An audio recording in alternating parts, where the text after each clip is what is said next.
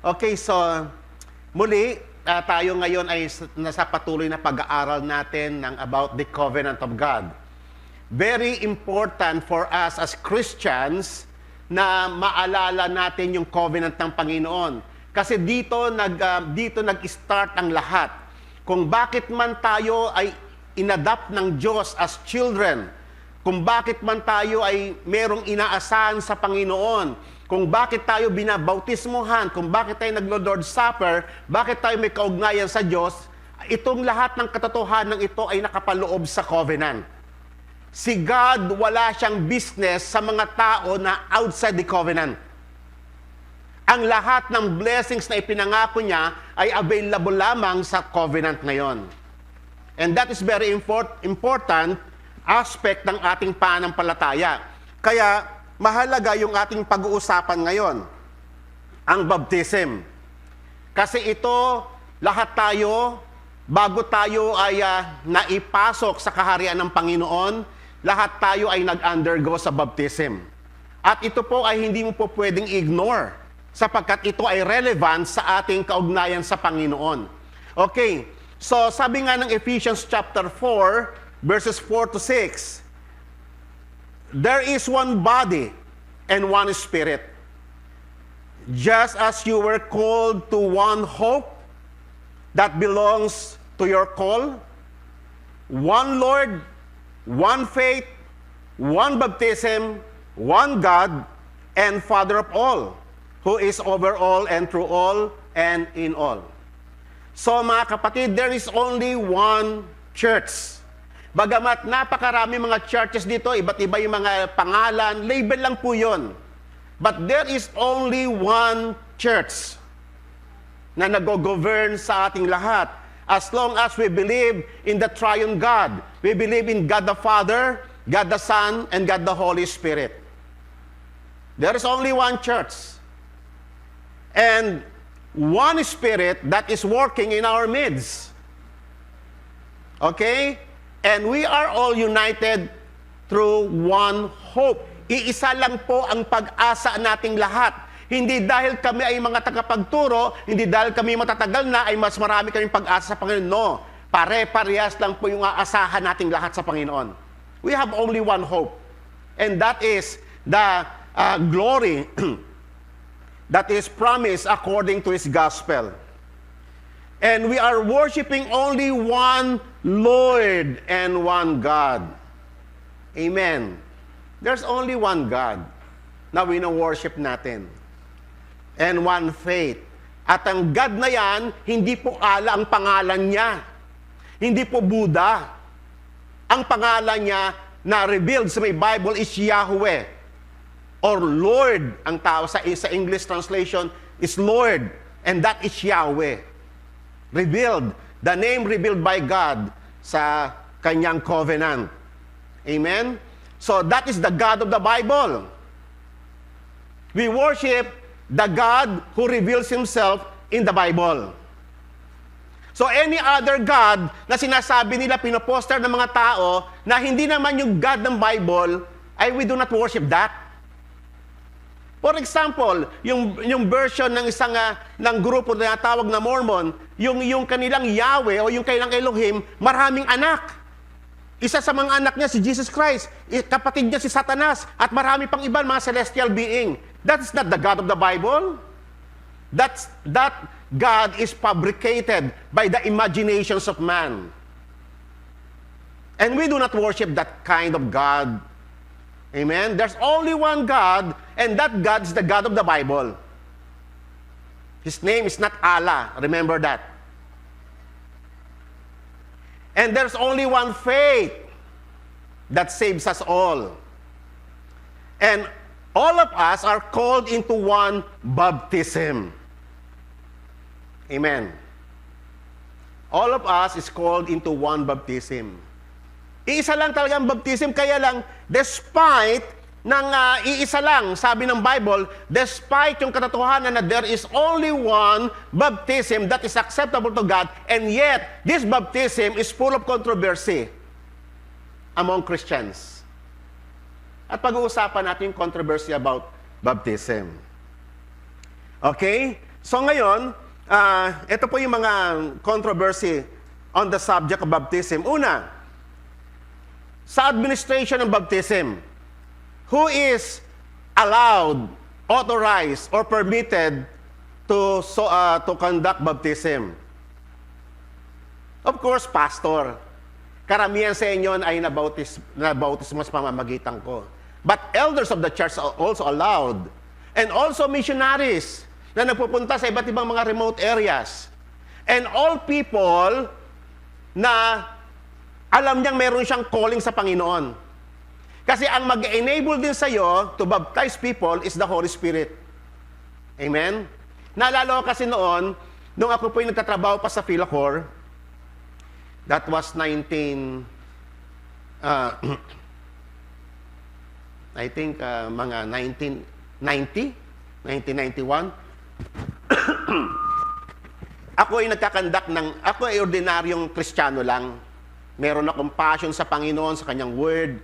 Nung ako nagtatrabaho sa Philacor sa Manila, yung mga co-employees ko, nag-share ako ng Bible. Every 12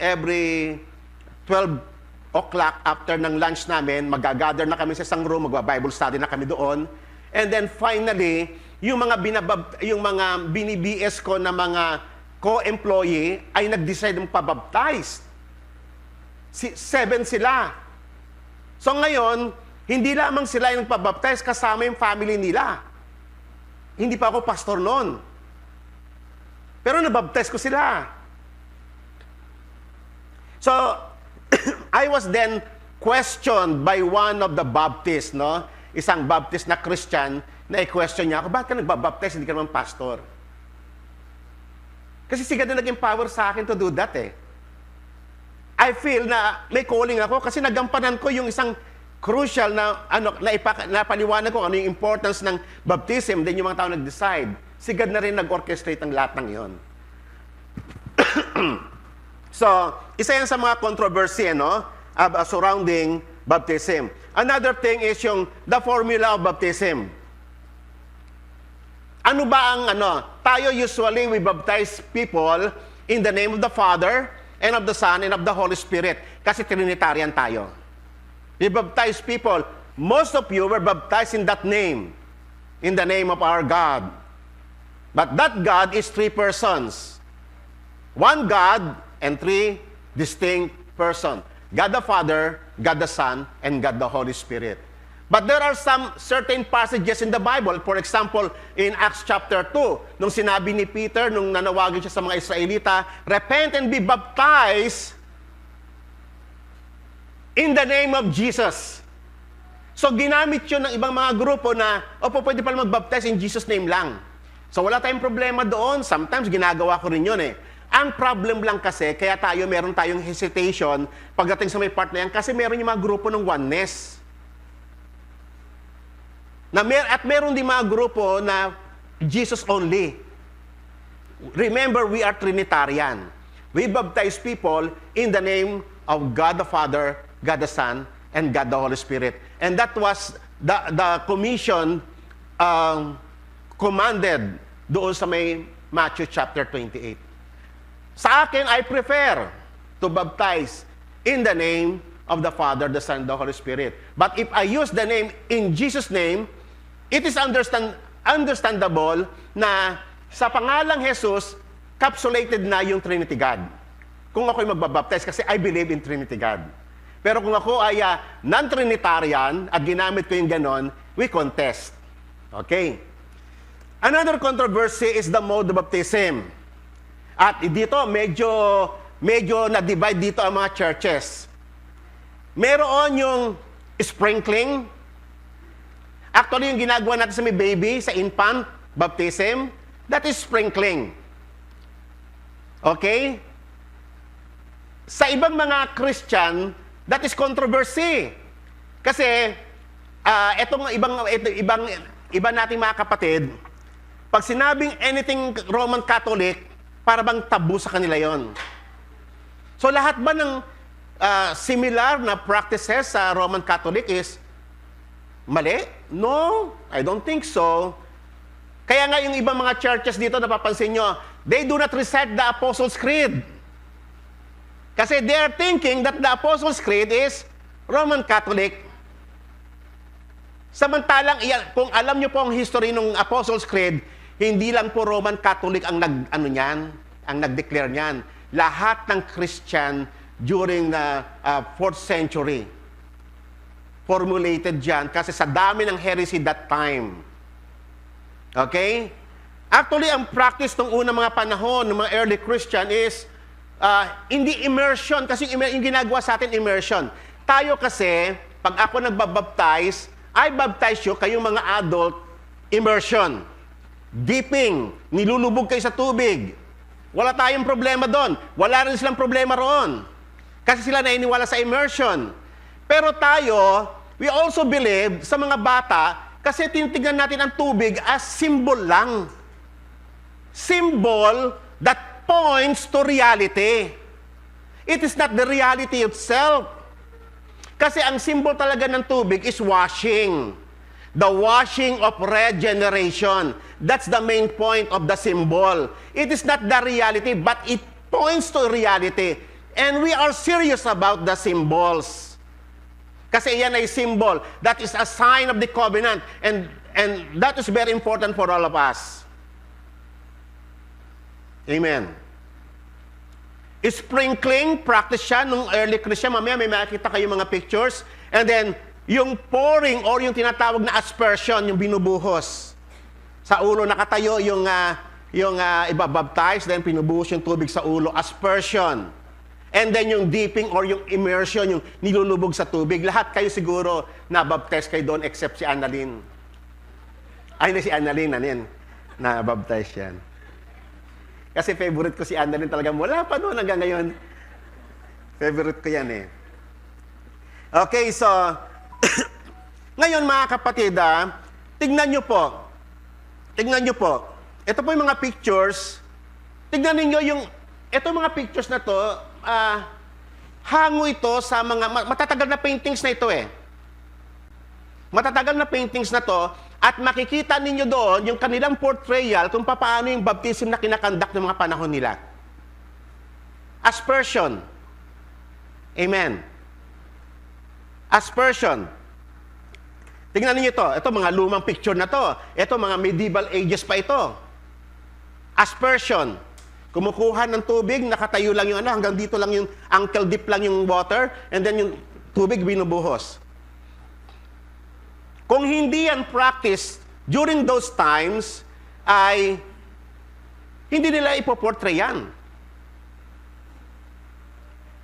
Ito, mas matanda pa ito. Kasi ito talagang, Middle Ages ito. Kita nyo yung art. Ganyan yung mga art nila noon.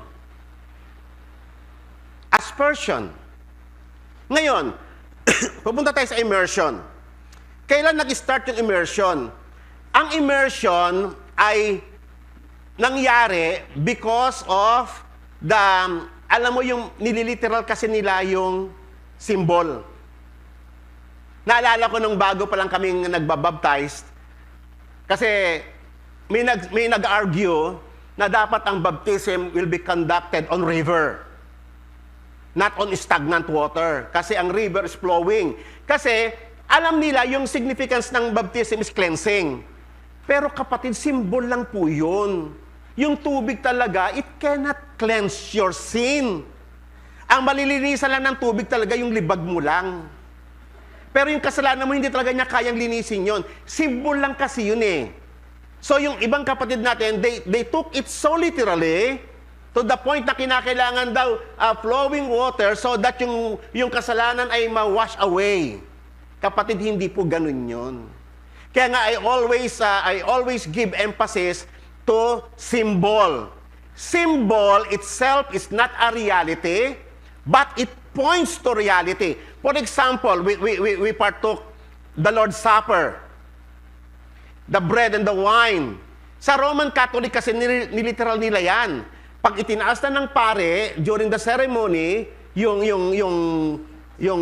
ostia o yung wine, nagiging true blood yon and true body of Christ. No, we don't believe in that. It's just a symbol. Amen. It's just a symbol. Okay. So ngayon, dahil sa pagliliteral ng yung immersion, kailangan daw ilubog. Kasi symbol nga naman yun ng death and resurrection, yung baptism. Kasi nga, pag nilubog ka, sa adult naman, ginagawa ko naman yung halos lahat kayo nilubog kayo eh. Except lang yung ibang lumutang talaga. Okay, nilubog kayo. Kasi hindi kaya na ng tubig, ano? Kasi masyadong, ano talaga. Okay, so lahat naman kayo nilubog eh. So, kasi yung picture kasi, yung paglubog sa inyo, it is a symbol of death. That you died. Your old nature na minana mo kay Adan ay nailibing through waters. That is the symbol of baptism. And then when you rise up from the water, it is a picture of resurrection. Doon mag-start yung tinatawag na the newness of life in Christ. Picture lang po yun, but it is not the reality. But it was portrayed publicly in front of many people. There are witnesses. Amen. So ngayon, tignan ninyo ha, if we took it too seriously and too literally, magkakaproblema tayo. Actually, itong error na to, it happened during the 3rd and 4th centuries. Tingnan po ninyo ito. Mas earlier itong picture na to. Okay? Immersion came about as a result of the belief that since the water stood for cleansing, therefore the whole body should be placed under the waters. In the 3rd and 4th century, in the early church took so literally everything in the Bible. Baptism were not performed for a time with immersion, but also in nude, naked. Tingnan yung picture. Picture ni Christ, naked. Okay? Here's another pictures. Naked. Mga matatagal na pictures yan. Yan o, immersion. Nilubog yung katawan ni Jesus. Mga portrayal ng immersion. So, kasi ganito yun, may paniniwala kasi sila na ganito. Kung papaanong ipinanganak ka nang wala kang saplot sa katawan, sa new creation, para ka ring baby. You are stripped of your wealth, of your prestige. Kung ano man yung meron ka sa mundong ito, you will empty yourself and you will be baptized empty before God. So, yun yung belief nila nung panahon na yon. But we do not do that today. Amen? Gusto niyo bang pabaptize na kahubad kayo?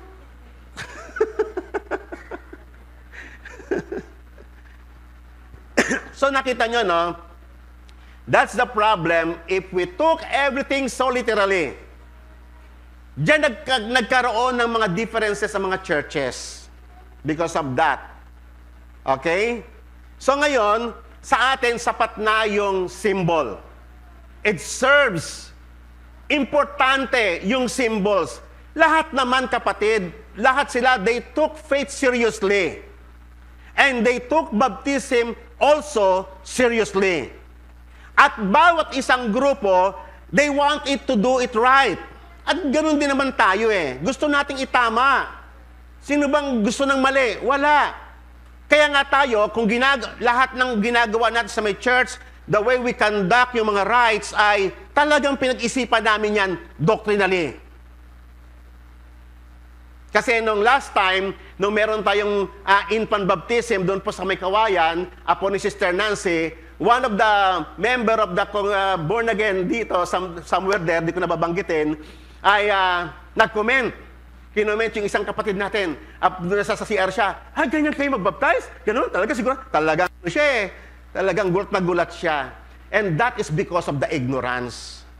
Ignorance about the Word of God and ignorance about the history of baptism.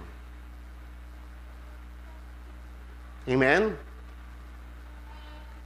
Naintindihan naman natin ang bawat isa kasi everybody was serious about baptism.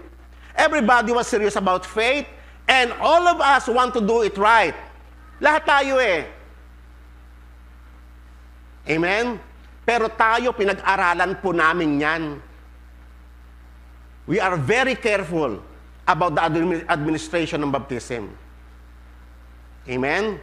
So we believe, overwhelmingly, kasi sa sunod na linggo, sa sunod na schedule ko sa pagtuturo, tatalakayin ko yung infant baptism. Okay? Bakit tayo nagkakandak ng infant baptism? Kailangan alam ninyo yung solid ground. Why do we practice such rite for infants? Kasi ang practice generally ng marami mga Christians, dedication lang. Ang bata, i-dedicate lang. So, ibig sabihin, yung bata, pag dinedicate mo lang siya, hindi pa siya part of the covenant. Kasi sila, naniniwala sila, alam mo, ang tawag sa kanila is credo baptism. Ang credo, it means the man being baptized were able to confess his faith. Credo. Tayo, pedo baptism. Pedo is child, infant. Walang ability to confess. But it is God who chose. Ang Diyos ang namili, hindi yung bata. Amen. Tatandaan ninyo, ang calling natin, hindi tayo ang namili sa Diyos. It is God who appointed us. Maintindihan nyo pa yan sa sunod na session natin. Okay. Ngayon, balikan natin yung ating mga controversy. And another thing is yung, eto na, ang baptism ba ay limited lang sa mga adults? How about the children? Yan, no? Kaya nga, very careful kami sa mga parts na yan. Pinag-aralan po namin yan, ang mga bagay na yan. Before we conduct. Kasi alam namin na magiging controversy yan. Sa atin, sa hanay ng mga Christians, iilan lang tayo, no, sa mga reformed circles ang nagpa-practice talaga ng mga certain Protestants, Presbyterian, ibang parts ng mga Reformed Baptist, nagpa-practice ng infant baptism. Not only us. So, hindi lang po yan anything Catholic. It was practiced by many churches. Okay. And then, ito, yung pinaka-importante na sa controversy, yung efficacy ng sacrament. Kapag ba ang tao na nabaptize, nangangahulugan ba, naligtas na ba siya? O yan, dyan nagkatalo yan eh. Kasi ito, medyo seryoso na to. Kasi itong issue na to, it is a matter of salvation. Sa atin, we believe na ang salvation ay nagiging effective lang kapag ang tao ay meron ng faith kay God. Okay? Kaya nga, kasi ang baptism is only a symbol. It is a promise. Pag ang bata ay nabaptize, nasa kanya na yung promise ng regeneration. Ang parents ay hindi siya yung parabang pabaya.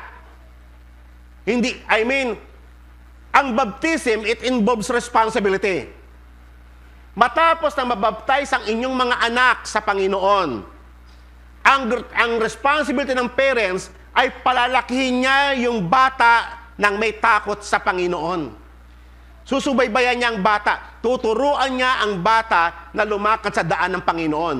At iyan ang responsibility ng parents. And the Lord will reward the parents. Kung ikaw ay faithful ka sa pagpapalaki sa iyong mga anak sa Panginoon, the Lord will reward you. God is a rewarder of those who diligently seek Him. Amen. Marami akong nakitang binautismoan ng mga anak, pero ang mga magulang hindi faithful when it comes sa teachings ng way ng Panginoon sa kanilang mga anak. Lumaki yung mga anak nila na ungodly. Sad to say. Why? Sino nagkulang? The parents. Kaya nga nire-reset natin yung Shema Israel every Sunday. Hear, O Israel, the Lord your God is one Lord. You shall love the Lord your God with all your heart, with all your soul, and with all your strength, and you shall teach them diligently to your children. Amen. That is your responsibility.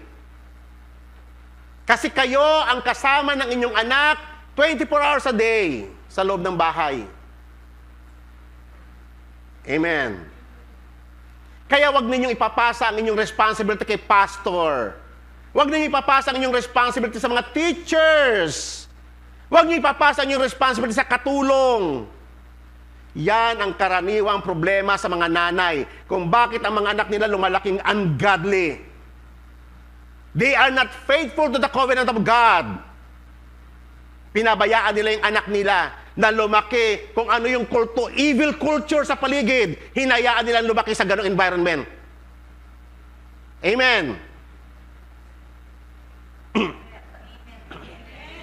May kape po tayo dyan, pakiserve po sa mga... May pandesal pa po, medyo kinakaba. Medyo hinga po kayo konti, hindi po ako nagagalit, ha? Okay. So, ang baptism is a sign of the covenant. Bawat covenant ng Diyos, every covenant that exists na ginawa ng Diyos para sa tao, lahat ng ito ay mayroong sign. For example, kay Noah, the covenant God made to Noah, merong sign yung rainbow. Ang rainbow po, hindi po pagmamayari ng mga LGBT. Ha? Take note. Hindi po sa LGBT yan. Hindi po natin sinusuko yan sa mga LGBT. Kay God yan, sign ng kanyang mercy.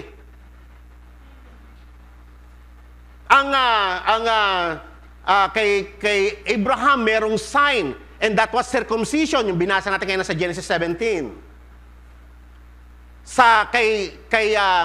Kay Moses, meron ding sign ang covenant. And that is the Sabbath. So lahat ng ano ay may mga sign. And we took it seriously. That sign. Though it is not the reality itself, but we took it seriously. At kayo din mga kapatid na members ng Covenant of God must take it seriously. Amen pa ba? Sino pa ang di nababaptize sa inyo? Ha? Nilapit na po namin sa inyo ang baptism site. Ang unang pabaptize dito may preload. 1 month.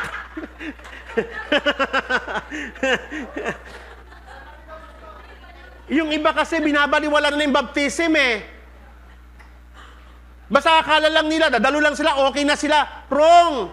Maaaring maging membro kayo ng church na to, but hindi kayo member ng kaharian ng Panginoon. Be serious about the sign. Amen. It is for you, hindi po yun para sa akin. Para yun po sa inyo. Okay? So, sign is not the reality, but a representation of what is reality.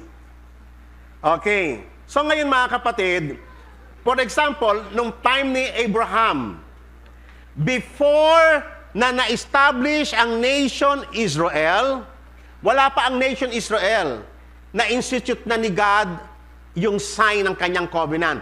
Na lahat ng mapapabilang sa kanyang covenant, lahat ng papasok ng relationship kay God ay dadaan sa circumcision. Mismong si Abraham, he was 99 years old at that time.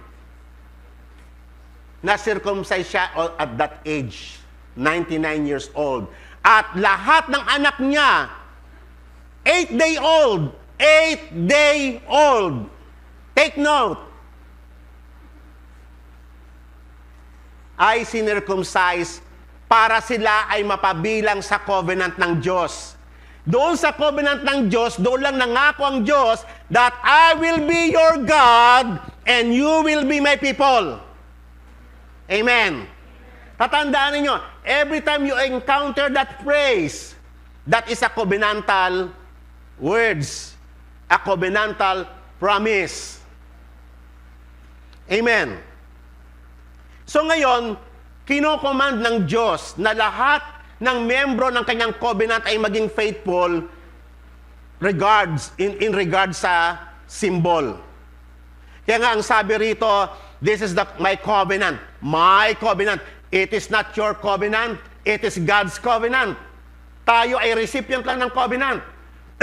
Recipient ng blessings ng covenant. So, wag nating lalapastanganin ng covenant. Kasi covenant siya ng Diyos sa atin. This is my covenant, which you shall keep between me and your descendants after you. Every male among you shall be circumcised, and you shall be circumcised in the flesh of your foreskin, and it shall be the sign of the covenant between me and you. And this is very important, mga kapatid. Kasi sign yan, meron niyang spiritual significance. At iyon yung mahalaga na maintindihan natin. Ano ang relation ng circumcision in the Old Testament and baptism in the New Testament? Parang ang layo, no? Kasi isang tubig, yung isa, may shedding of blood. Okay, pag-usapan natin yan. At ito yung warning ng Panginoon. But an uncircumcised male who is not circumcised in the flesh of his foreskin, that person shall be cut off from his people. He has broken his covenant. Mga kapatid, pag ang magulang hindi siya faithful dyan, pag pinaliban-liban niya pa ang baptism ng anak niya, gusto niyong i-cut off kayo ng Panginoon sa kanyang covenant? Ang pangit ng kultura kasi natin tayong mga Pilipino, ipapabaptize mo lang yung baby mo pag 1 year old na. Kailangan may pera ka bago mo ipabaptize. Minsan tatapon pa ng piyesta. Ano ba yung kultura na yan, kapatid? Hanggang kailan kayo magiging mananatiling pagano? That is the practice of pagan. Amen. Pagan na pagan talaga Kaya nga, sa Old Testament, 8-day-old sinicircumcise na ang bata. 8-day-old. Walang handa. Ngayon, kinakailangan pa, may mga ninong, may ninang, kinakailangan ang ninong mo pa, si congressman, si mayor, si gobernur. Grabe. Para daw may connections. Kita nyo, evil talaga Connections, para marami kang connections. Mga kapatid, pagkakaperahan nyo pa yung bata, ano ba naman kayo? Evil yan Saan galing yan? Hindi naman ganyan commandment ng Diyos. As simply as present your children unto the Lord as part of your faithfulness sa covenant niya. Kaya may handa ka, kay wala. Amen. Gusto nyo lang kasi makita ng public na, ito, may kami, ganito ang namin, garbog. Kapatid, huwag kayong ganun. I-break nyo yung pagiging pagano ninyo. Mamuhay kayo bilang mga Kristiyano, bilang mga people of God. Amen. Ang mahalaga, yung bata ay may present sa Panginoon, mas maaga, mas maganda. Hindi ko sinasabi sa inyo, 8-day-old. Wala akong sinasabing ganon. I-present ninyo as earlier as possible para ang anak ninyo ay maging part of the covenant. Bakit kinakailangan nyo pa maghintay ng 1 year? What is your reason? Para sabay sa gastos. Kita ninyo, pagano yung practice din Amen. I-break po natin yan, kapatid. Dumadami na ang kan natin. Amen. Dumadami na. So, kinakailangan natin maitama itong mga pagkakamali na ito. Mga kapatid, you are not bound na kinakailangan may panghanda ka para lang mabautismohan yung anak mo. You are not bound to that pagan practice. Amen? At huwag ninyong gawing negosyo. Kukuha pa kayo ng mga ninong na mga mayayaman para connection. Ganon din yung kultura sa pagpapakasal. Kailangan mga ay nako. I-break natin yan, mga kapatid. That's not right. Amen. Asahan kayo, nag-amen kayo Sasunod na baptism. Simple dito. Gusto nyo, wala kayong panghanda. Maghanda tayo at magkainan tayo pandesal, kape. Ang mahalaga yung bata na bautismuhan. Kung gusto nyo talaga maganda ng ano, di pakita na lang sa tao yun eh. Show na lang yun eh. Amen. Break natin yung culture na yan. Pwede bang ikasal kahit walang pera? Yes! Amen ba? Yes! Pwede bang ibaptize yung mga baby ng walang pera? Yes! Kayo ba nung binautismo kayo sa ilog, may handa ba kayo nun? May mga ninong-ninong pa kayo nun? Wala naman eh. So nakita nyo?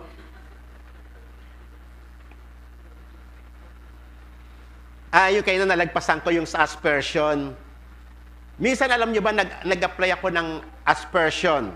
Kasi hindi possible na ilubog yung adult. Nangyari yun when I was invited in Qatar. So, marami mga kapatiran doon sa Qatar, nagpabaptize sila sa dagat. Pero merong isang babae na meron siyang period. Pag ilulubog ko siya sa tubig, syempre, alam nyo na yon. Magiging very messy. So, nag-decide na lang kami na aspersion. So, walang problema po doon. Even sila Tricia, kasi malalaki na sila nung binabtay sila rito, may planggana lang dyan, tapos binuhusan lang namin tubig sa ano. Aspersion. Kasing iba kasi mga magulang malalaki na yung mga anak nila, pabaptize nila. May mga magulang kasi kasalanan ng mga magulang yan eh. Pero meron din akong naranasan na kapatid, paralytic. Kulang pa kasi yung kaalaman ko noon. Ni-require ko sila na dalhin sa pool. Paralytic. Yung asawa niya, bulag. Paralytic yung babae. But na lang puro lalaki mga anak. Kahirap. Yung dadalhin namin sa may pool, hindi siya yung may kilos na buong katawan niya. Very painful pag gagalawin mo siya. Yung paglipat nga lang sa wheelchair, napaka-painful na eh. Dadalhin mo pa sa may pool. Kaya hindi applicable ang immersion. Hindi lahat ng panahon available yan. Meron nga akong nakita sa isang religion. Pinilit nila yung immersion. May TB yung lalaki. Sumuka siya, nag-blow siya ng blood doon sa may pool. Nakita nyo? So, kaya nga it is a symbol. Amen. Amen po ba? Okay. So, it is only a sign. Sign that points to reality. Tatandaan niyo po yan, ha? For example, tignan po ninyo itong words na to. Ang Israel, lahat ng Israel was circumcised on the 8th day.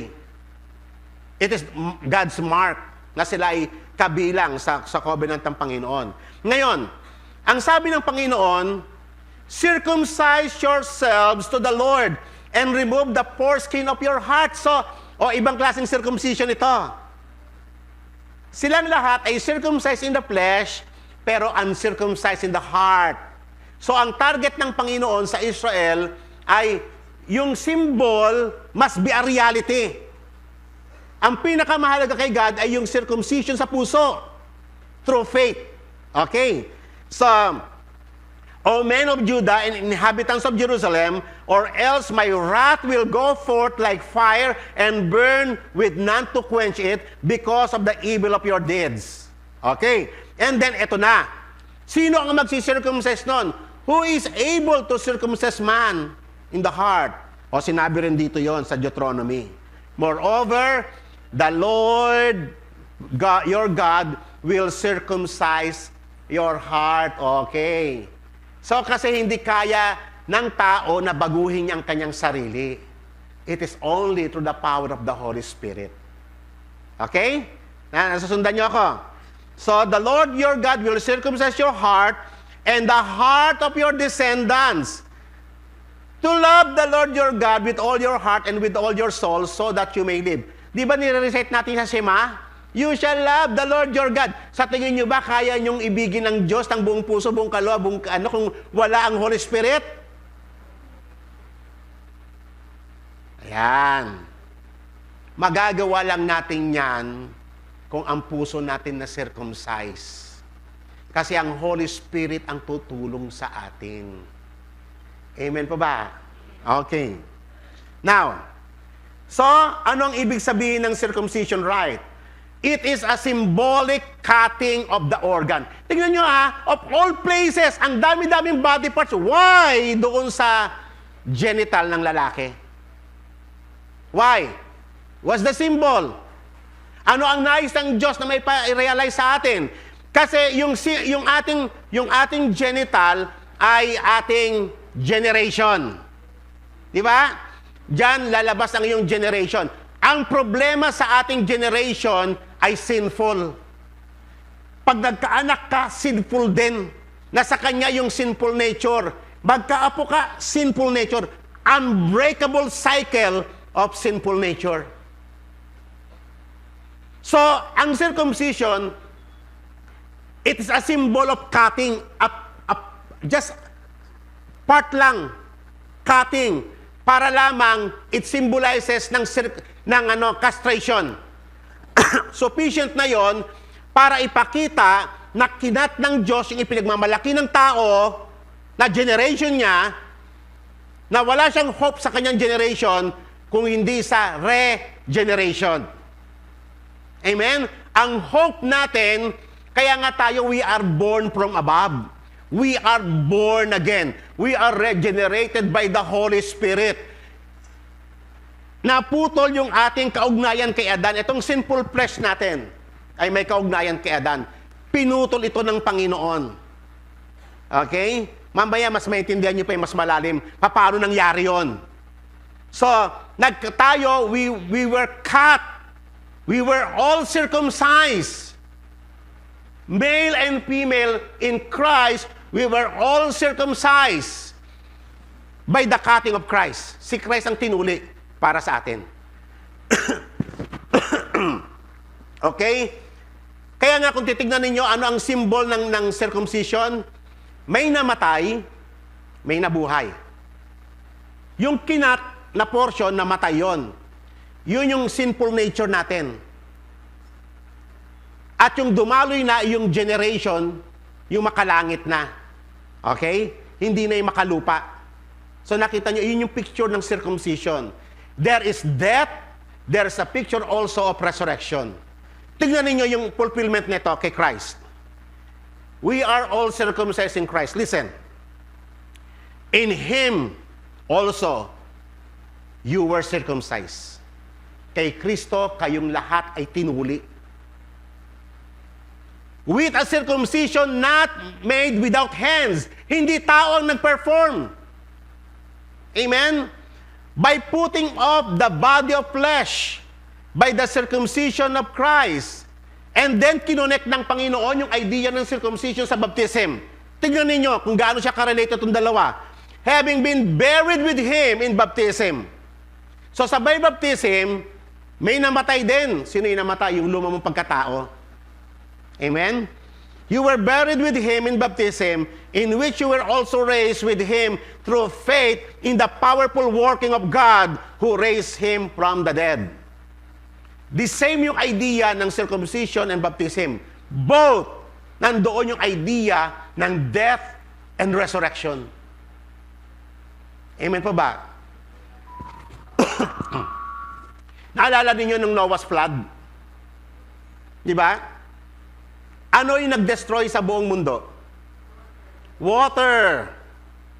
Ang water, alam nyo ba, ay symbol of death?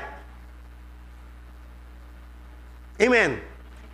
Kaya binanggit niya ni Apostle Peter sa kanyang writings na yung ating baptism ay hinarin tulad doon sa may flood ni Noah, na ilibing tayo, yung sinful nature natin, na ilibing sa tubig.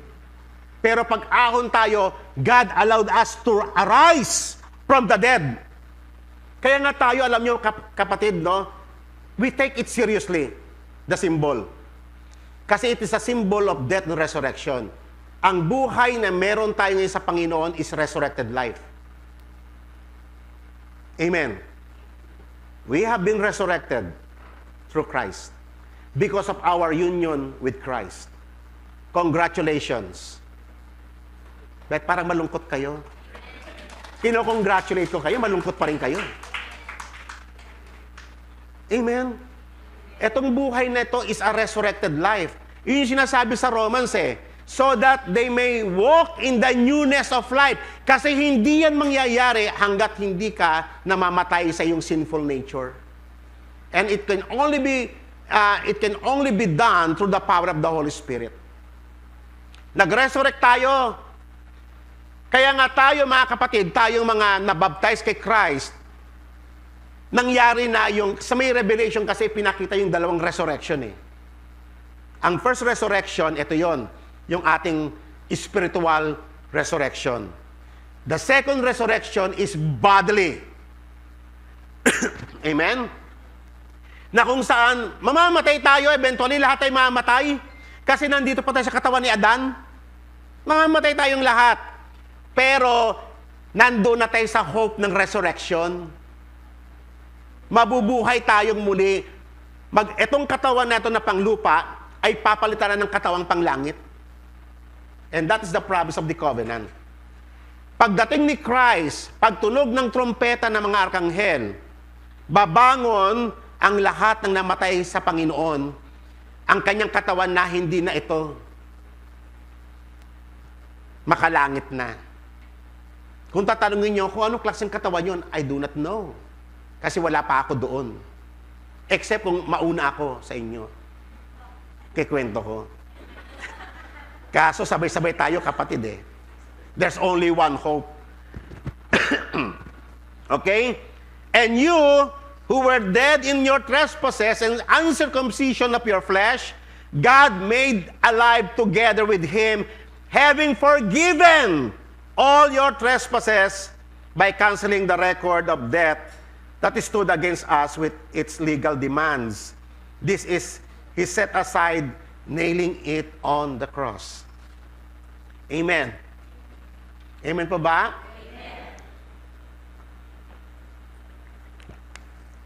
Amen.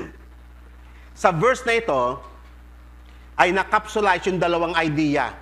Yung dalawang symbol of the covenant. Sa Old at saka sa New Testament. Circumcision and baptism. Lahat ng iyon, yung ating kaugnayan kay Christ, nangyari yung parehas na bagay sa ating buhay. We have been circumcised through Christ, and we have been baptized in Christ, in His death and in His resurrection. Amen. So ngayon, nakita nyo sa Old Testament pa lamang, it was promised. It was promised yung baptism. Sa Old Testament pa ito kasi sa may book of Ezekiel pa lang ito. Pero look, ang ginamit na symbol ng baptism is sprinkle, hindi immersion. Amen? Uulitin ko, yung baptism is symbol of washing by regeneration. Yun po yung symbol ng baptism. Lilinisin ka ng Panginoon not through physical water, but through the power of the Holy Spirit. Ang trabaho kasi ng Holy Spirit, listen very carefully mga kapatid ha, ano ang role ni Christ at ano ang role ng Holy Spirit? This is very crucial sa understanding sa ating pananampalataya. Mahirap pinanampalataya tayo nang hindi natin alam kung ano yung ginagawa natin. Si Christ, namatay siya, importante yung inaccomplish ni Christ sa cross. Two things. Take this. Take note of this. Two important things na dapat nyong i-take note sa inaccomplish ni Christ sa cross. Una, siya ay nag-provide ng atonement for our sins. He died as sacrificial lamb, as substitute for us. Pinagbayaran niya in full yung puot ng Diyos. Pinagbayaran niya, sinatisfy niya yung righteous requirement na hinihiling ng Diyos laban sa ating kasalanan. Kasi talaga tayo, papunta na talaga tayo ng impyerno, lahat tayo. Si Christ, namatay siya on our behalf, yung ating kasalanan ay nai-transfer sa Kanya o yung tinatawag natin nai-impute sa Kanya through faith. Yung lahat ng ating kasalanan ay nai-transfer kay Christ or nai-impute kay Christ through faith. That's one thing. What is the other thing? Si Christ lang yung the only person The only human. Remember, Christ has two being. He is man and He is God. He is fully man and He is fully God. Hindi po 50-50. Take note of that. He is holy God and at the same time He is holy man. And as man, inaccomplish niya yung salvation ng flesh. He died on the cross. Siya lang yung tanging tao na lumakad perfectly in harmony with God's law. Siya lang. Walang isa mang nakatupad nun. Walang isa man sa atin na nakatupad nung you shall love the Lord your God with all your heart, with all your soul, and with all your strength. Wala isa man sa atin. Si Christ lang. Perfectly. He is without sin. So ngayon, nung siya ay namatay at muling nabuhay, ay yung kanyang righteousness ay nai-transfer naman sa atin. Intindihin niyo na two important things na inaccomplish ni Christ sa cross. Una, yung ating mga sinfulness, unrighteousness, ungodliness, wickedness ay nai-transfer kay Christ at yung kanyang righteousness naman ay nai-transfer sa atin so that we may become righteous before God. Amen. Ang righteousness natin ay hindi dahil sa ating gawa, kung hindi it is the righteousness of Christ. Ibinilang tayo ng Diyos na matuwid because of Christ. Two important lessons about the accomplishment of Christ on the cross. Ngayon, ano naman ang role ng Holy Spirit? Ayan, ano? Ang role ng Holy Spirit, ganito. Ano man ang na-accomplish ni Christ sa cross, lahat ng benefits na yon ay i-apply niya sa atin. Amen. Ini-apply niya yung righteousness, ini-apply niya yung sanctification, ini-apply lahat yung trabaho ng Holy Spirit yun.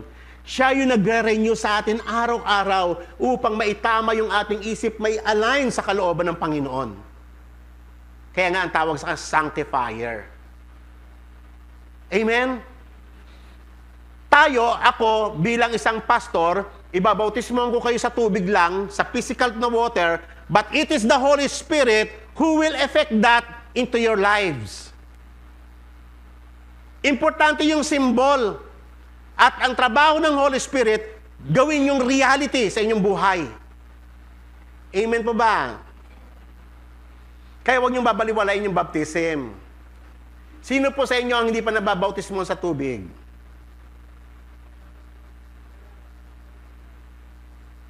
Ayan, si Sister, maganda po yun. Huwag po kayo mahihiya. Kaya kahiya niyo ba yung kanyang kaligtasan? Importante yan. At do not take it lightly. I advise you, brothers and sisters, do not take it lightly. Maganda yung kabilang ka sa iglesia na kung saan nakikita mo na ikaw ilalago. But most importantly, you will become a member of the kingdom of God. Amen. So kung si God, serious siya sa symbol, and we must be serious also sa symbol ng baptism. Okay? So merong dalawang baptism na mangyayari sa atin. Una, yung baptism, tao ang nagkandak sa literal water. Ang kasunod nun ay baptism by the Holy Spirit. At hindi na po ako yun. Wala na po ako doon yun. Ang Holy Spirit na ang magkatrabaho sa inyo. Amen? Okay. Pero kung ikaw, babaliwalain mo yung sign, huwag kang umasa doon sa spiritual baptism. Then, tingnan niyo, ito yung promise ng regeneration. I will sprinkle clean water on you, and you will be clean. It will be done to the power of the Holy Spirit. I will cleanse you from all your filthiness and from all your idols. Moreover, I will give you a new heart and put a new spirit within you. Sinong gagawa niyan? It is the Holy Spirit. Yan yung tinatawag na circumcision of the heart. Kasi ang puso natin, bato. Amen? I will give you a new spirit and a new heart, and I will remove the heart of stone from your flesh and give you a heart of flesh. I will put my spirit within you and cause you to walk in my statutes, and you will be careful to observe my ordinances. That's why lahat ng mga na-regenerate na, may pagmamahal na. May pagmamahal na sa law of God. May pagmamahal na siya sa word of God. May pagmamahal na siya sa gawain ng Panginoon. Kasi binago ng Diyos ang puso niya. Amen? Ganyan ka-importante ito, mga kapatid. Piniprepare ka na ng Holy Spirit para sa eternity. Okay. And you will live in the land that I gave you to your forefathers, so you will be my people, and I will be your God. So nakita niyo yung word na yan, no? That is the, yung phrase na yan ay covenant promise. I will be your God, and you will be my people. Then, ito po yung actualization. Ito ay New Testament na ito through Titus. At sinabi niya, but when the kindness of God, our Savior, and His love for mankind appeared, He saved us not on the basis of deeds which we have done in righteousness. So tayo daw ay hindi naliligtas dahil sa ating mga gawa, but according to His mercy, by the washing of regeneration. Ayan na po yun, yung spiritual na baptism. Diyan na i-effect ng Holy Spirit yung kaligtasan. Siya na ang Holy Spirit nang magko-convert sa inyo. Ang Holy Spirit na ang magtuturo sa inyo sa repentance. Siya na mag-o-open ang heart ninyo. Lahat ng iyan ay mangyayari when the Holy Spirit comes upon you. He will open your heart and your eyes, your understanding. Kung bakit mahalaga ang gawain na ito. Bakit kailangan suportahan ang gawain na ito. Bakit kinakailangan tayo mag-serve kay God. It is the Holy Spirit who will teach you that. Whom He poured by the washing of the regeneration and renewing by the Holy Spirit, whom He poured out richly through Christ our Savior, so that being justified by His grace,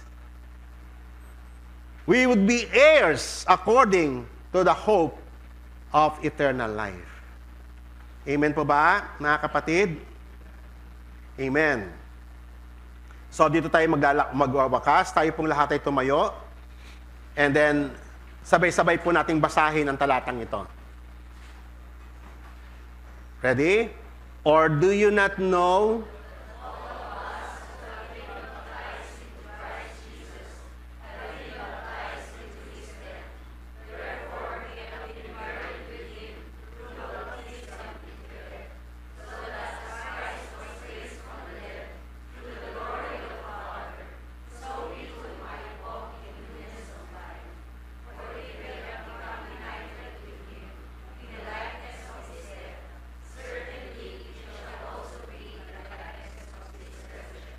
Amen. Let's pray. Heavenly Father, we thank you, O Lord God, for reminding us once again of the importance of baptism sa aming mga buhay, sa aming mga generations, as part of our response in faithfulness to your commands, O Lord. Father God, tulungan po kami na maging faithful, O Lord God, sa lahat ng iyong pinag-uutos sa amin. Wag namin babaliwalain, O Lord, ang mga significant na ordinance mo para sa aming kaligtasan. So that, O Lord God, maging tagapagmana kami ng iyong mga pangako. So that may apply ng banal na Espiritu sa aming buhay lahat ng benefits of the cross. Father God, so that you may wipe out every single sin, O Lord, sa aming mga buhay. Lord, that we may be pure in your sight, holy and made innocent once again. Lord, we thank you so much for sa dakilang pag-ibig mo na naiprepare mo para sa amin. And Lord, we thank you so much na bagamat hindi kami karapat-dapat na maging recipient ng lahat ng bagay na to, dahil sa iyong laki ng habag sa amin, ibinilang mo kami sa mga matuwid.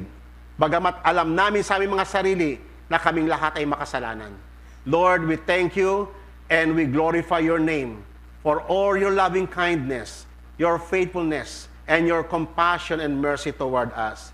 Blessed be your holy name. Your name be magnified in our midst. We worship you. In Jesus' name we pray. Amen.